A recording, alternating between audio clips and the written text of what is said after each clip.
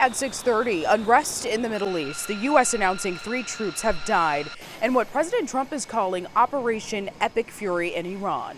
The U.S. and Israel now in day 2 of massive strikes, including an attack that killed Iran's supreme leader. His death sparking protests in the Middle Eastern country.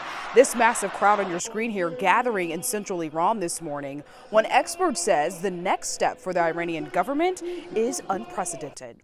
Iran has only had 2 succession processes, one in 1989, where there was no war, there was no uprising inside of the country. A lot of questions here, and for sure, the Islamic Republic, if it survives this round of conflict, still will be in uncharted territory.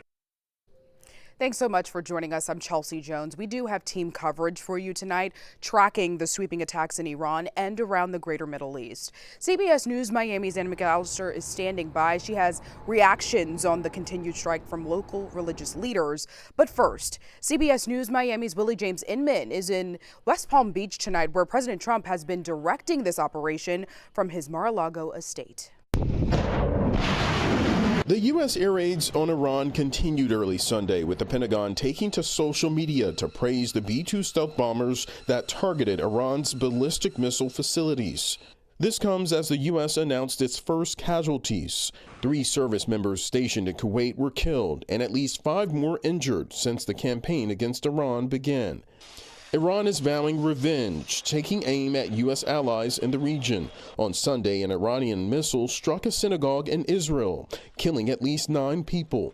Iran also firing on cities throughout the United Arab Emirates, one day after striking a luxury hotel in Dubai.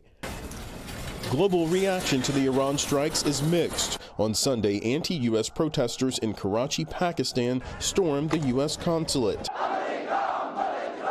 In Yemen, tens of thousands took to the streets, shouting anti-American and anti-Israeli slogans and burning U.S. flags. The Prime Minister of Canada is among those supporting the U.S. action. Canada supports the United States acting to prevent Iran from obtaining a nuclear weapon.